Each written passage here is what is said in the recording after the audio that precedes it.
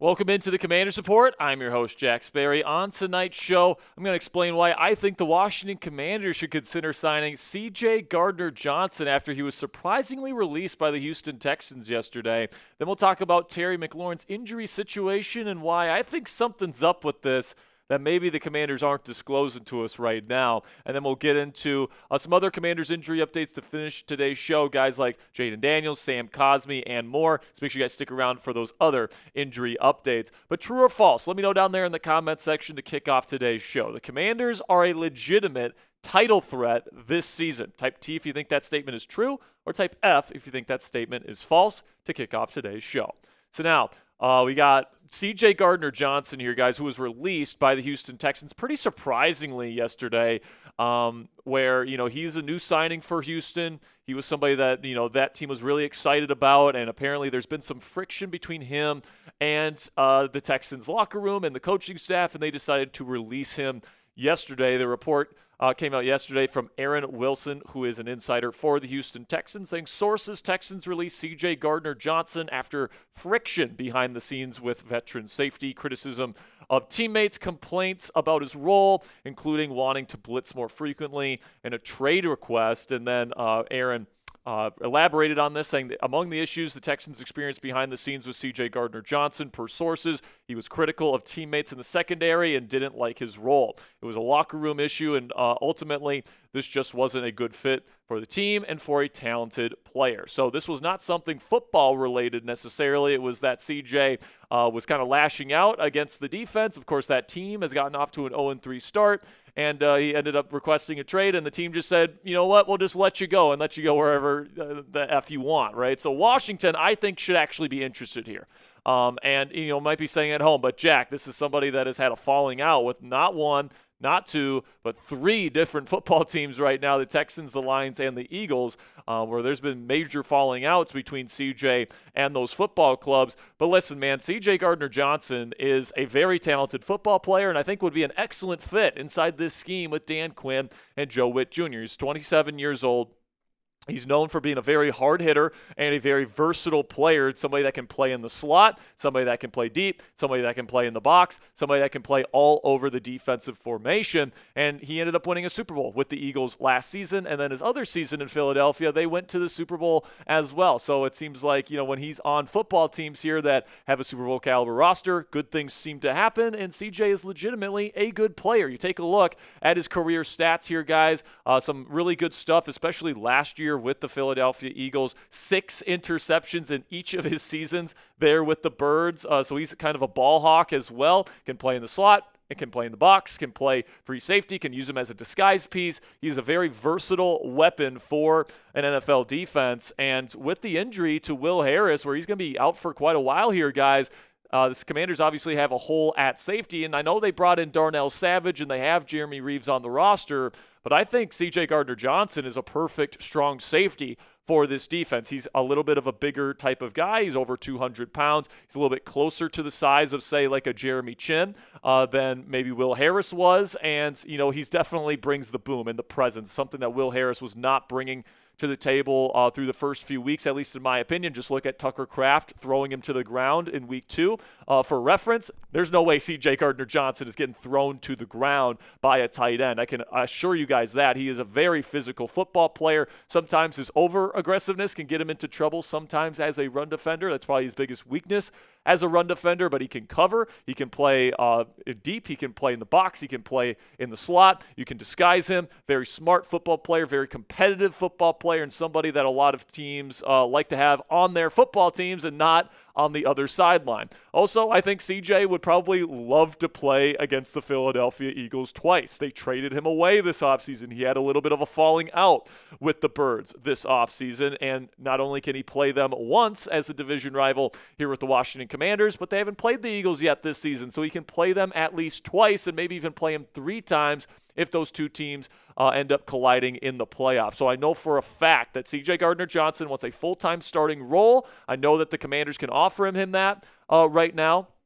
I'm not sure if he's going to be asking to make too much money. The Commanders certainly have the cap space to make a signing like this work, and I just think adding a versatile weapon like this to your defense can certainly make it better, all right? One of the things that this team likes about Will Harris is that he can play in the slot. Guess who else can play in the slot? CJ Gardner-Johnson, very, very well. So, even if Will Harris comes back this season, you can use CJ Gardner-Johnson as a versatile nickel defender, kind of similar to how the Vikings use Josh Metellus. Like, he is a very versatile piece. He's very aggressive, and he's a guy that fans typically love when he's on their football team, all right? So I would definitely be in on a CJ Gardner-Johnson signing for the Washington Commanders, but you might be saying at home, but Jack, what about Jeremy Reaves and Darnell Savage? Shouldn't those guys get an opportunity?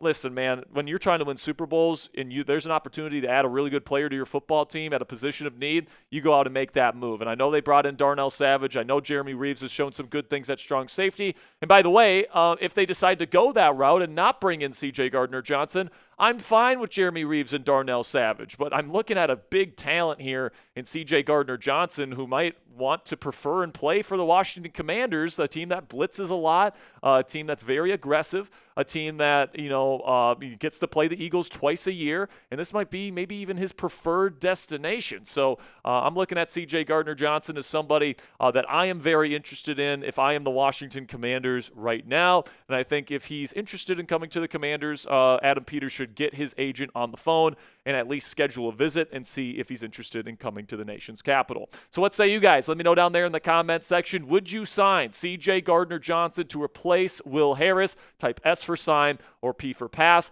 This will be the pinned comment on today's show. So in just a second here, I'm going to tell you about our sponsor today at Omaha Steaks. And while I'm talking about Omaha Steaks today, guys, answer this pinned question that's at the top of the comment section over the next 2 minutes or so. And with that, let's have a word from our sponsor here at Omaha Steaks. And from handcrafted steaks to delicious fall favorites, Omaha Steaks delivers the world's best steak experience. Enjoy USDA-certified tender steaks, juicy burgers, cozy and convenient comfort meals, plus tailgating favorites like chicken wings, smash burgers, and big deli-style franks.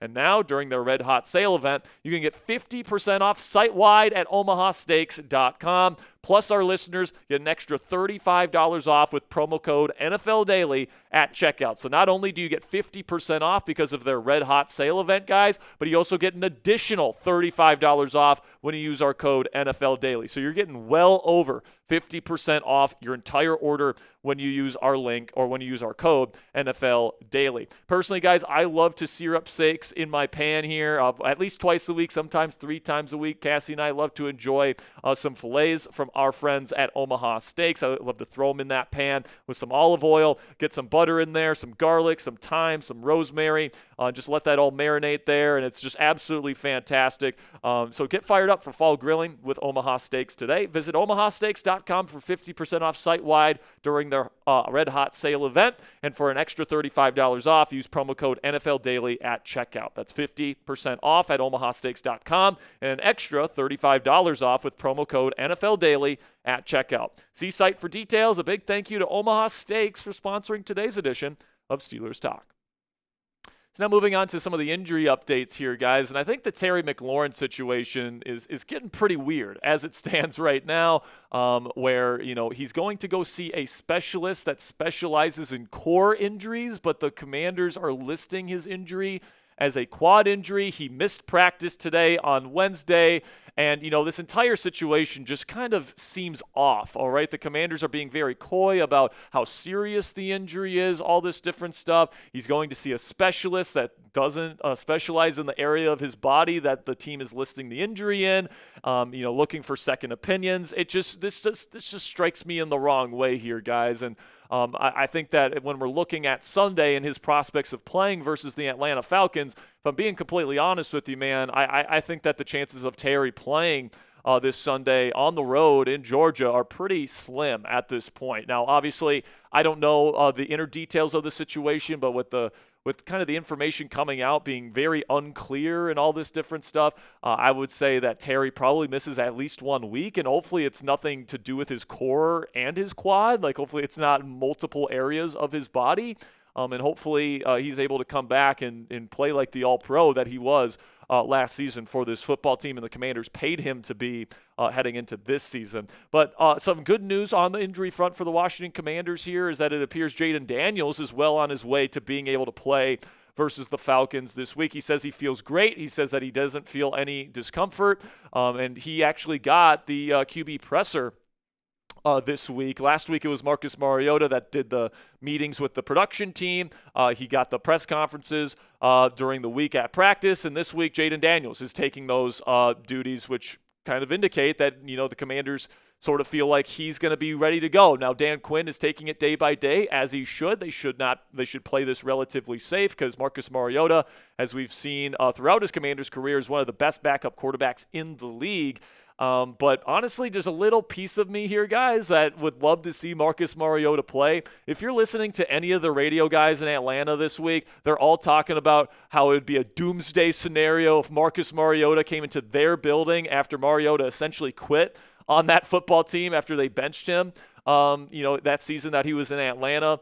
That would be doomsday scenario for Atlanta because they would go down to 1-3 if they lose this game, and to come off a game where you're losing against the quarterback where that fan base was very jubilant to see him leave after a rough season there in Atlanta. So a small part of me wants to see Marcus get some revenge against that fan base in that building.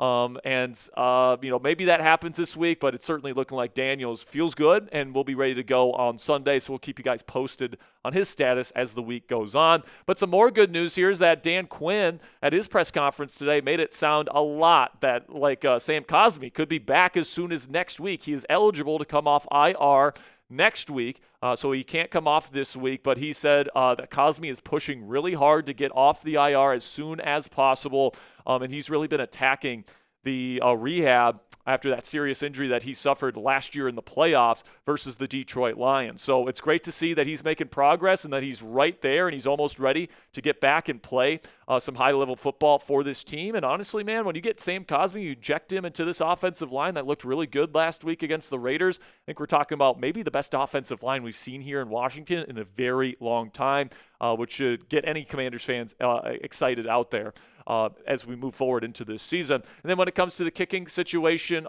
Dan Quinn said today that they are not seeking kicker help right now. They're sticking with Matt Gay, which was to be expected after they didn't bring anyone in early in the week for a workout or anything like that. Obviously, Gay's had a little bit of a struggle to start this season. He's 3 of 6 on field goal attempts to this point. He needs to do a better job with the accuracy. He certainly has the leg, but this coaching staff seems to have confidence in him. Hopefully he can hone it in the weeks to come. If he can't, I'm guessing at some point they will bring in competition. All right, that's going to be it for today's edition of Commanders News and Rumors. Thank you guys so much for joining me here today. Make sure you type those real ones down there in the comment section if you made it to the end of today's program, so we can give you guys some love down there in the comment section. And also make sure you click that subscribe button if you haven't already. If you guys want in-depth Commanders coverage on this channel every single day for free, this is where you guys can get it. Click that subscribe button and help us get to that 50,000 subscriber mark as soon as we possibly can.